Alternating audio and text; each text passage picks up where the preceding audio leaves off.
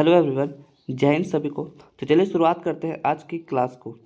Bihar police मद निषेध कक्षपाल एवं चलन दास्ता सिपाही भर्ती परीक्षा के लिए प्लेटफॉर्म की तरफ से जो प्रैक्टिस सेट निकाला गया उसी का आज हम प्रैक्टिस सेट नंबर 19 कवर करने वाले हैं।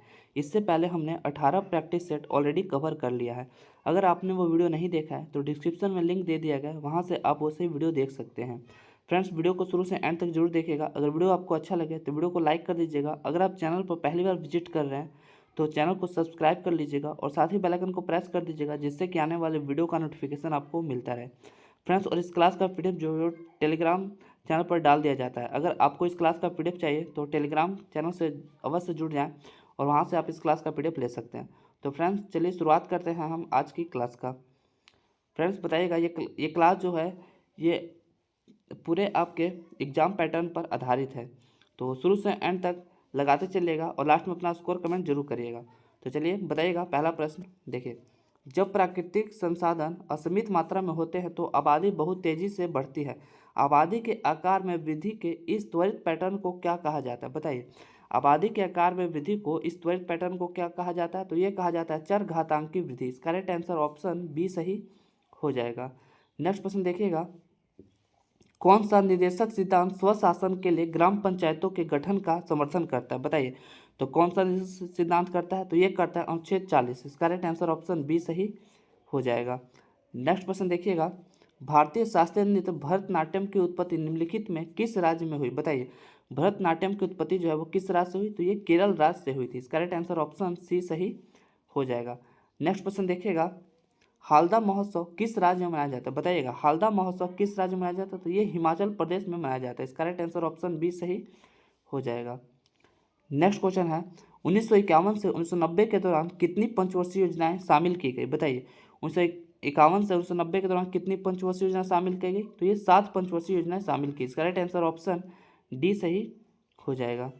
नेक्स्ट क्वेश्चन देखिएगा। पीएम गति शक्ति राष्ट्रीय मास्टर प्लान किस वर्ष शुरू किया गया था? बताइए, किस वर्ष शुरू किया गया था?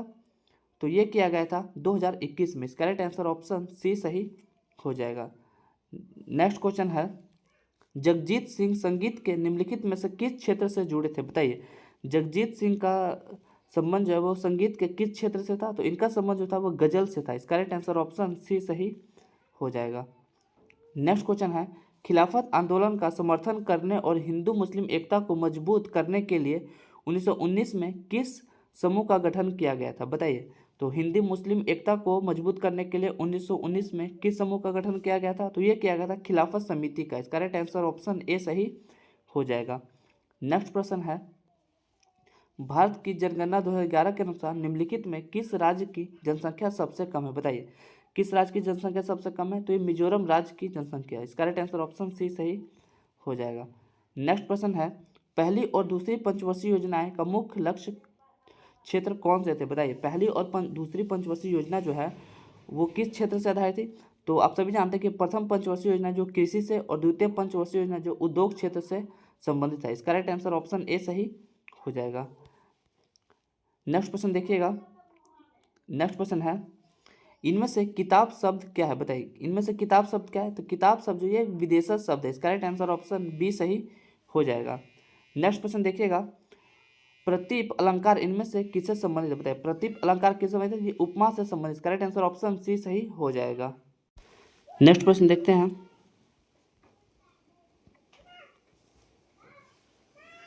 बताइएगा, राम खाता होगा यह किस काल का उदाहरण है? बताइए, राम खाता होगा या किस काल का उदाहरण? तो ये संदिग्ध वर्तमान काल का उदाहरण है। करेक्ट आंसर ऑप्शन सी सही हो जाएगा। नेक्स्ट प्रश्न है, हरिद्रा शब्द का तद्भव रूप क्या है? बताइए, हरिद्रा शब्द का तद्भव रूप क्या है? तो ये हल्दी हो जाएगा। इसका करेक्ट आंसर ऑप्शन डी सही हो जाएगा। नेक्स्ट प्रश्न है, select the most appropriate antonym of the given word. Approbate, approbate का एंटोनिम क्या हो जाएगा? बताइए, तो एप्रोबेट का एंटोनिम रिजेक्ट हो जाएगा। इसका करेक्ट आंसर ऑप्शन सी सही हो जाएगा। नेक्स्ट प्रश्न है, select the correctly spelled word. बताइए, select the correctly spelled word क्या हो जाएगा? तो ये हो जाएगा, she has excited to receive a surprise gift from her friend on her birthday. इसका करेक्ट आंसर ऑप्शन बी सही हो जाएगा। नेक्स्ट प्रश्न है, select the correct collection to fill in the blank. बताइए क्या हो जाएगा। The CEO has a dash effect on the future of the company which includes global expansion. बताइए क्या हो जाएगा। तो ये हो जाएगा क्या, तो फार रीचिंग। इसका राइट आंसर ऑप्शन ए सही हो जाएगा। नेक्स्ट प्रश्न है, select the option that expresses the given sentence in active voice. बताइए इसका एक्टिव वॉइस क्या हो जाएगा। तो इसका एक्टिव वॉइस होगा sports TV is showing the matches live. इसका राइट आंसर ऑप्शन ए सही हो जाएगा। नेक्स्ट प्रश्न देखते हैं, एक अवतल दर्पण की फोकस दूरी f है। यदि वस्तु को फोकस और ध्रुव के बीच रखा जाए तो प्रतिबिंब कैसा बनेगा। बताइए अवतल दर्पण पर की फोकस दूरी जो f है, यदि उसको वस्तु को अगर हम फोकस पर और ध्रुव के बीच रखते हैं तो प्रतिबिंब कैसा बनेगा। तो प्रतिबिंब बनेगा आभासी, सीधा और आवर्तित। इसका राइट आंसर ऑप्शन सी सही हो जाएगा। नेक्स्ट प्रश्न है, एक ट्रेन जैसे ही चलना प्रारंभ करती है उसमें बैठे हुए यात्री का सिर पीछे की ओर झुक जाता है। ये किसके कारण होता है। बताइए ट्रेन में जैसे ही चलना प्रारंभ करती है उसमें बैठे हुए यात्री जो है वो पीछे की ओर झुक जाते हैं। ये किस कारण से होता है।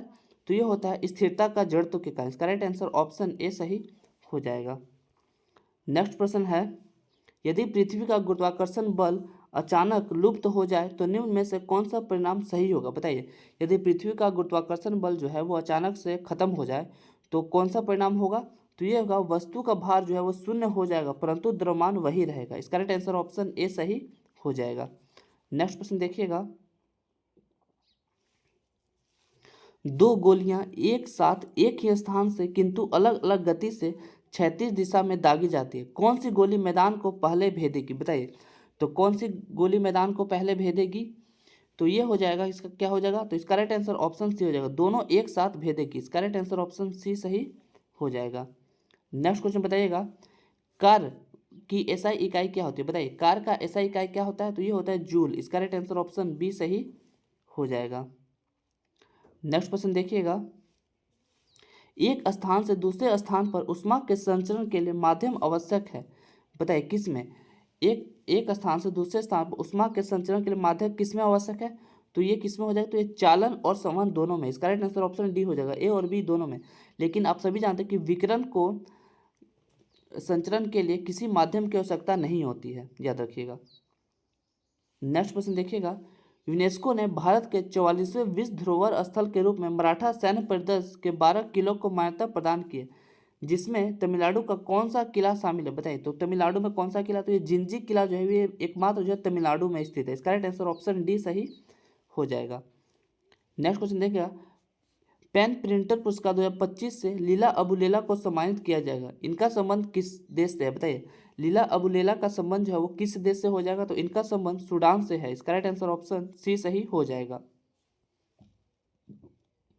नेक्स्ट प्रश्न है, स्वच्छता सर्वेक्षण 2024 के अनुसार भारत का सबसे स्वच्छ शहर किसे चुना गया। बताइए स्वच्छता सर्वेक्षण 2024 के अनुसार भारत का सबसे स्वच्छ शहर किसे चुना गया है।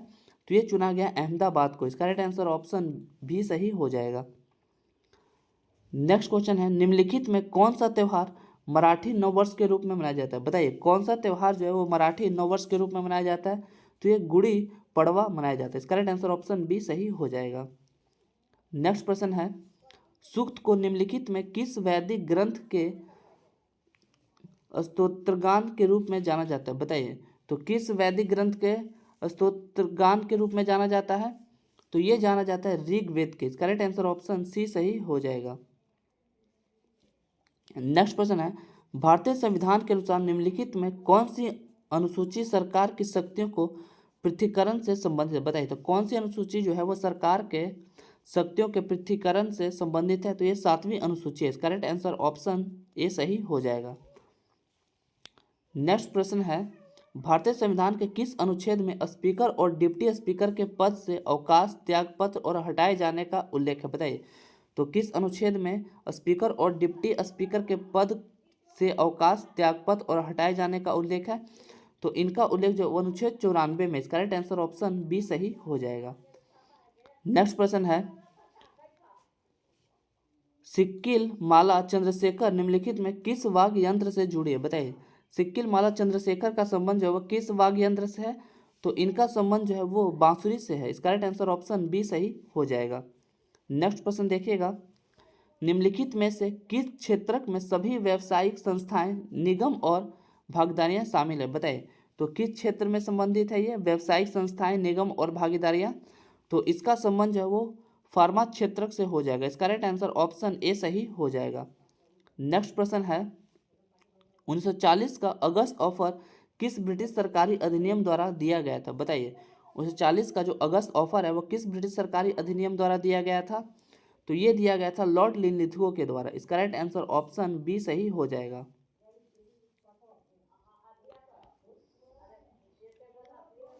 नेक्स्ट प्रश्न देखिएगा, पर्णपाती वन और ट्री शेडेड ग्रासलैंड किस प्रकार के जलवायु में पाए जाते हैं? बताइए। तो किस प्रकार के जलवायु में पाए जाते हैं? तो ये पाते हैं उष्णकटिबंधीय आर्द्र एवं शुष्क जलवायु में। इसका राइट आंसर ऑप्शन डी सही हो जाएगा। नेक्स्ट प्रश्न है, वैश्वीकरण क्रिया में बहुराष्ट्रीय कंपनियां क्या भूमिका निभाती है? बताइए। वैश्वीकरण की प्रक्रिया में बहुराष्ट्रीय कंपनियां जो होती है वो क्या भूमिका निभाती है? तो वो निभाती वे विभिन्न देशों में उत्पादन और बाजारों को एकीकृत करती है। इसका राइट आंसर ऑप्शन डी सही हो जाएगा। नेक्स्ट प्रश्न देखिएगा, पीएम सूर्य घर मुफ्त बिजली योजना में कौन सा लाभ शामिल नहीं है? बताइए। पीएम सूर्य घर मुफ्त बिजली योजना में कौन सा लाभ शामिल नहीं है? तो यह निजी क्षेत्र के लिए बिजली की कीमतों में कमी। इसका राइट आंसर ऑप्शन सी सही हो जाएगा।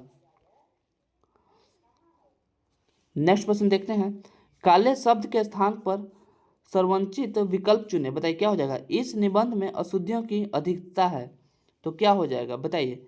तो ये हो जाएगा बहुलता। इसका राइट आंसर ऑप्शन सी सही हो जाएगा। अधिकता की जगह बहुलता का प्रयोग जो है वो उपयुक्त होगा।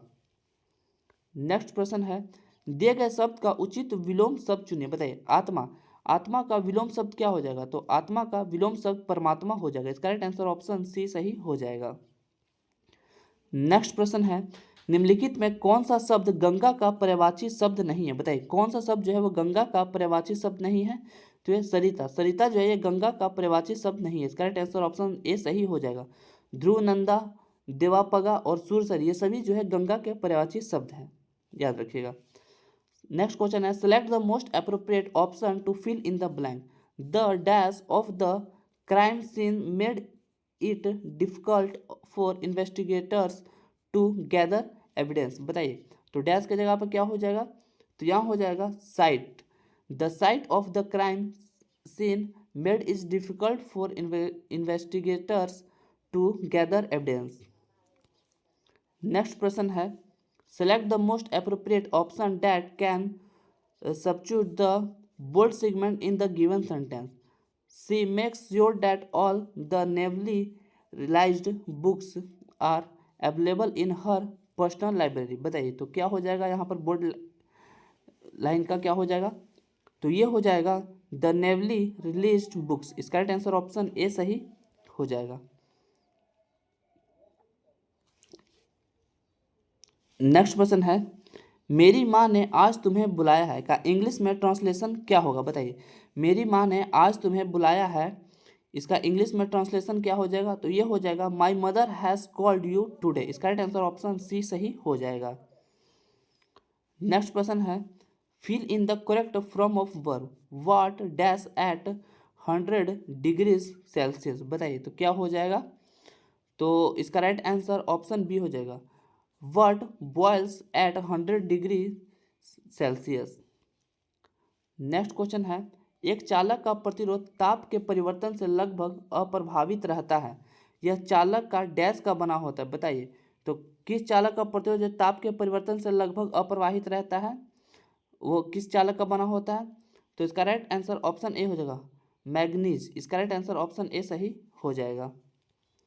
नेक्स्ट प्रश्न है, जब प्रकाश की किरण अवतल दर्पण के ध्रुव पर तिर्यक रूप से आपतित होती है तो परावर्तित किरण कहाँ से गुजरेगी? बताइए। परावर्तित किरण क्या होगी? तो ये हो जाएगी कोण आई बराबर कोण आर बनाते हुए वापस होगी। इसका राइट आंसर ऑप्शन बी सही हो जाएगा।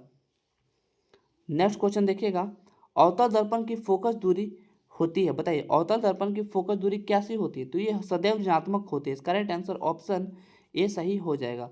अवतल दर्पण में फोकस दूरी, वस्तु दूरी और प्रतिबिंब दूरी हमेशा जो सदैव ऋणात्मक होती है और उत्तल दर्पण में धनात्मक होती है। सब याद रखिएगा। नेक्स्ट क्वेश्चन देखिएगा, किस संक्रमण धातु का गलनांक उच्चतम होता है? बताइए किस संक्रमण धातु का गलनांक जो उच्चतम होता है, तो ये टंगस्टन का होता है। इसका राइट आंसर ऑप्शन सी हो जाएगा। इसलिए विद्युत बल्ब का फिलामेंट जो है वो टंगस्टन का बनाया जाता है उच्च गलनांक के कारण, याद रखिएगा। नेक्स्ट क्वेश्चन है, संघनन बहुलक का उदाहरण कौन सा है? बताइए संघनन बहुलक का उदाहरण कौन सा है? तो ये हो जाएगा नायलॉन 66। इसका राइट आंसर ऑप्शन डी सही हो जाएगा। नेक्स्ट क्वेश्चन है, पी उपकक्षा में अधिकतम इलेक्ट्रॉन की संख्या कितनी हो सकती है? बताइए पी उपकक्षा में अधिकतम इलेक्ट्रॉन की संख्या कितनी हो सकती है? तो पी उपकक्षा में अधिकतम 6 इलेक्ट्रॉन हो सकते हैं। इसका राइट आंसर ऑप्शन बी सही हो जाएगा। हिंदुस्तान यूनिलीवर लिमिटेड HUL की महिला CEO कौन चुनी गई? बताइए हिंदुस्तान यूनिलीवर लिमिटेड की महिला CEO कौन चुनी गई है? तो ये जो है प्रिया नायर चुनी गई। इसका राइट आंसर ऑप्शन सी सही हो जाएगा। नेक्स्ट प्रश्न है, डीजी लक्ष्मी योजना किस राज्य में शुरू की गई? बताइए डीजी लक्ष्मी योजना किस राज्य में शुरू की गई है? तो ये आंध्र प्रदेश में शुरू की गई। इसका राइट आंसर ऑप्शन सी सही हो जाएगा। नेक्स्ट प्रश्न है, एशियाई पैरा तीरंदाजी चैंपियनशिप 2025 में भारत किस स्थान पर रहा है? बताइए एशियाई पैरा तीरंदाजी चैंपियनशिप में 2025 में भारत किस स्थान पर रहा है? तो इसमें भारत जो है वो दूसरे स्थान पर रहा है। इसका राइट आंसर ऑप्शन बी सही हो जाएगा। नेक्स्ट क्वेश्चन है, सिंधु घाटी में सबसे पहले कपास की खेती के साक्ष्य किस स्थान पर मिले? बताइए कपास की खेती के साक्ष्य सिंधु घाटी में सबसे पहले किस स्थान पर मिले? तो ये मेहरगढ़ से प्राप्त हुए। इसका राइट आंसर ऑप्शन ए सही हो जाएगा। नेक्स्ट प्रश्न है, नारकोंडम द्वीप कहाँ स्थित है? बताइएगा नारकोंडम द्वीप जो है वो कहाँ स्थित है? तो ये अंडमान सागर में स्थित है। इसका राइट आंसर ऑप्शन ए सही हो जाएगा। नेक्स्ट प्रश्न है, बाजार स्थितियों को प्रतिबिंबित करने के लिए विनिमय दर प्रणाली में सुधार किया गया। 1991 के बाद भारत ने किस प्रकार की विनिमय दर व्यवस्था अपनाई? बताइए तो किस प्रकार का विनिमय दर व्यवस्था अपनाई भारत ने? तो ये प्रतिबंधित अस्थायी विनिमय दर को अपनाया था। इसका राइट आंसर ऑप्शन डी सही हो जाएगा।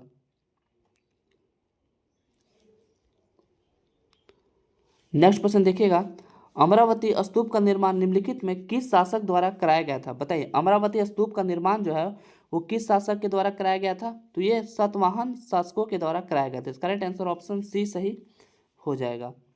नेक्स्ट प्रश्न है, भारत के उत्तरी मैदान की पश्चिमी से पूर्व तक कुल लंबाई लगभग कितनी है? बताइए भारत के उत्तरी मैदान की पश्चिमी से पूर्व तक कुल लंबाई कितनी है? तो ये है 2400 किलोमीटर। इसका राइट आंसर ऑप्शन डी सही हो जाएगा। नेक्स्ट क्वेश्चन देखिएगा, भारत सरकार का राष्ट्रपति कितनी बार प्रधानमंत्री से किसी कार्यकारी अनुशंसा पर मंत्रिमंडल द्वारा पुनर्विचार करने के लिए कह सकता है? बताइए तो कितनी बार कह सकता है? तो ये केवल एक बार कह सकता है। इसका राइट आंसर ऑप्शन सी सही हो जाएगा। भारतीय संविधान की 11वीं अनुसूची में पंचायतों के लिए कितने कार्यात्मक मद सूचीबद्ध है? बताइए पंचायतों के लिए कितने कार्यात्मक मद सूचीबद्ध किए गए हैं 11वीं अनुसूची में? तो ये किए गए हैं 29 मद। इसका राइट आंसर ऑप्शन बी सही हो जाएगा। और नगर पालिका में 18 मद सूचित किए गए हैं, याद रखिएगा। नेक्स्ट क्वेश्चन है, मिनिकॉय और मालदीव के बीच के चैनल को क्या कहा जाता है? बताइए मिनिकॉय और मालदीव के बीच के चैनल को क्या कहा जाता है? तो ये 8 डिग्री चैनल कहा जाता है। इसका राइट आंसर ऑप्शन डी सही हो जाएगा। नेक्स्ट क्वेश्चन है, भारतीय उच्च न्यायालय अधिनियम किस वर्ष में पारित किया गया था? बताइएगा भारतीय उच्च न्यायालय अधिनियम जो है वो किस वर्ष पारित किया गया था? तो ये 1861 में पारित किया गया था। इसका राइट आंसर ऑप्शन डी सही हो जाएगा। नेक्स्ट प्रश्न है, कन्नौज के लिए त्रिपक्षीय संघर्ष निम्नलिखित में से किनके बीच हुआ था? बताइए कन्नौज के लिए त्रिपक्षीय संघर्ष जो है वो किनके बीच हुआ था? तो ये हुआ था पाल, गुर्जर प्रतिहार और राष्ट्रकूट के बीच। इसका राइट आंसर ऑप्शन डी सही हो जाएगा। नेक्स्ट क्वेश्चन देखिएगा, ऑक्सीकरण क्या होता है? बताइए ऑक्सीकरण क्या होता है? तो ऑक्सीकरण जो एक ऐसी रासायनिक अभिक्रिया के दौरान पदार्थ का ऑक्सीकरण ग्रहण करता है। इसका राइट आंसर ऑप्शन सी सही हो जाएगा। नेक्स्ट प्रश्न है, मेंडलीव की आवर्त सारणी में तत्वों के हाइड्राइड और ऑक्साइड के सूत्र किस स्थान पर लिखे जाते हैं? बताइए मेंडलीव की आवर्त सारणी में तत्वों के हाइड्राइड और ऑक्साइड के सूत्र जो है वो किस स्थान पर लिखे जाते हैं? तो ये ऊपर की ओर लिखे जाते हैं। इसका राइट आंसर ऑप्शन डी सही हो जाएगा। नेक्स्ट क्वेश्चन है, कार्बन और हाइड्रोजन के परमाणु द्रव्यमान क्रमशः है। बताइए कार्बन और हाइड्रोजन का परमाणु द्रव्यमान कितना है? तो ये कार्बन का परमाणु द्रव्यमान 12 और हाइड्रोजन का 1। इसका राइट आंसर ऑप्शन सी सही हो जाएगा। नेक्स्ट क्वेश्चन देखिएगा, इनमें से किस यौगिक का उपयोग बोरेक्स के निर्माण में किया जाता है? बताइए किस यौगिक का उपयोग बोरेक्स के निर्माण में किया जाता है? तो ये धोवन सोडा का किया जाता है। इसका राइट आंसर ऑप्शन ए सही हो जाएगा। नेक्स्ट प्रश्न है, सामान्य जुकाम आमतौर पर किसके कारण होता है? बताइए सामान्य जुकाम जो है वो आमतौर पर किसके कारण होता है? तो ये राइनो वायरस के कारण होता है। इसका राइट आंसर ऑप्शन बी सही हो जाएगा। नेक्स्ट क्वेश्चन है, केंचुए किस संघ के संबंधित है? बताइए केंचुआ का संबंध किस संघ से है? तो इनका संबंध जो एनेलिडा संघ से हो जाएगा। इसका राइट आंसर ऑप्शन सी सही है हो जाएगा।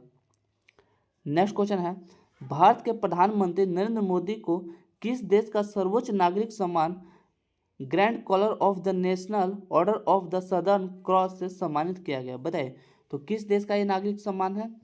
तो ये ब्राजील का सर्वोच्च नागरिक सम्मान से सम्मानित किया। इसका राइट आंसर ऑप्शन बी सही हो जाएगा। नेक्स्ट क्वेश्चन है, भारत ने किस वर्ष के लिए संयुक्त राष्ट्र जलवायु परिवर्तन सम्मेलन कोप 33 की उम्मीदवारी का दावा किया? बताइए तो किस वर्ष के लिए किया है? तो ये किया गया 2028 के लिए। इसका राइट आंसर ऑप्शन सी सही हो जाएगा। नेक्स्ट क्वेश्चन है, दिहिंग पटकाई वन्यजीव अभयारण्य कहाँ स्थित है? बताइए दिहिंग पटकाई वन्यजीव अभयारण्य कहाँ स्थित है? तो ये असम राज्य में स्थित है। इसका राइट आंसर ऑप्शन डी सही हो जाएगा। नेक्स्ट क्वेश्चन है, हैदराबाद का अंतिम निजाम शासक कौन था? बताइए हैदराबाद का अंतिम निजाम शासक जो है वो कौन था? तो ये मीर उस्मान अली खान थे। इसका राइट आंसर ऑप्शन सी सही हो जाएगा।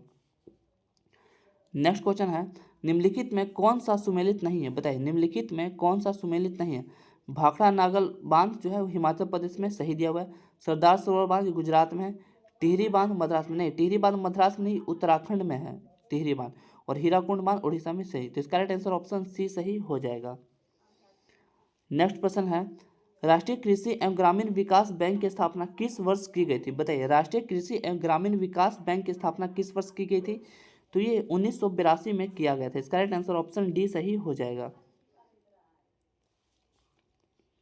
नेक्स्ट प्रश्न है, निम्नलिखित में कौन काकोरी डकैती के विचारकों में से एक था? बताइए निम्नलिखित में कौन काकोरी डकैतों के विचारकों में से एक था? तो ये कौन थे? तो ये अशफाक उल्ला खान थे। इसका राइट आंसर ऑप्शन बी सही हो जाएगा। नेक्स्ट क्वेश्चन है, निम्न में से किसे 31 मई 2019 को भारत का वित्त मंत्री नियुक्त किया गया था? बताइए 31 मई 2019 को भारत का वित्त मंत्री किसे नियुक्त किया गया था? तो ये किया गया था निर्मला सीतारमण को। इसका राइट आंसर ऑप्शन ए सही हो जाएगा। नेक्स्ट बताइएगा, कालबेलिया लोकगीत एवं नृत्य किस राज्य से संबंध है? बताइए कालबेलिया लोकगीत का संबंध जो भारत के किस राज्य से संबंध है? तो इसका संबंध जो वो राजस्थान से हो जाएगा। इसका राइट आंसर ऑप्शन बी संबंध हो जाएगा। नेक्स्ट क्वेश्चन है, भारत का अंतिम मुगल शासक कौन था? बताइए भारत का अंतिम मुगल शासक कौन था? तो ये था बहादुर शाह द्वितीय। इसका राइट आंसर ऑप्शन डी सही हो जाएगा। नेक्स्ट क्वेश्चन है, भारतीय भूवैज्ञानिक सर्वेक्षण का मुख्यालय कहाँ स्थित है? बताइए भारतीय भूवैज्ञानिक सर्वेक्षण का मुख्यालय कहाँ स्थित है? तो इसका मुख्यालय जो है वो कोलकाता में स्थित है। इसका राइट आंसर ऑप्शन बी सही हो जाएगा। नेक्स्ट क्वेश्चन देखिएगा, विश्व हिंदी दिवस प्रतिवर्ष किस तारीख को मनाया जाता है? बताइए विश्व हिंदी दिवस जो है प्रतिवर्ष किस तारीख को मनाया जाता है? तो ये 10 जनवरी को प्रतिवर्ष मनाया जाता है। इसका राइट आंसर ऑप्शन डी हो जाएगा। और राष्ट्रीय हिंदी दिवस जो है वो 14 सितंबर को मनाया जाता है, ये याद रखिएगा। नेक्स्ट क्वेश्चन देखिएगा, आरएनए में थाइमीन के स्थान पर कौन सा नाइट्रोजन क्षारक पाया जाता है? बताइए आरएनए में थाइमीन के स्थान पर कौन सा नाइट्रोजन क्षारक पाया जाता है?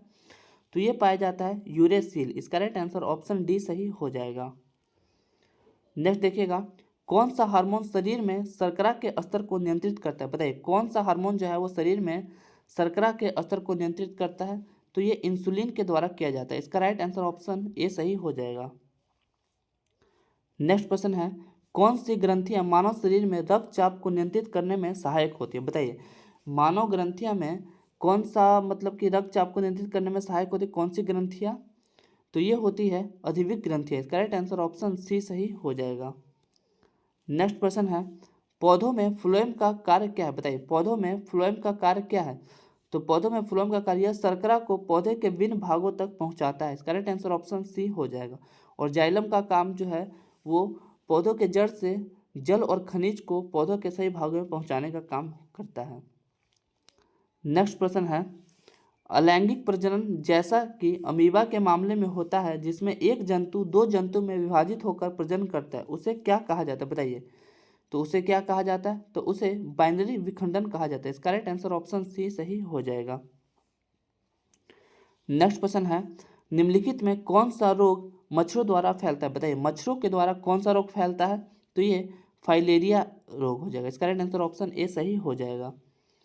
नेक्स्ट क्वेश्चन है, अंडाशयों द्वारा नियंत्रित कार्य से संबंधित सही विकल्प का चयन करिए बताइए। अंडाशय द्वारा नियंत्रित कार्य के संबंधित सही विकल्प का चयन करना बताइए क्या हो जाएगा, तो ये हो जाएगा मासिक धर्म। इसका राइट आंसर ऑप्शन ए सही हो जाएगा।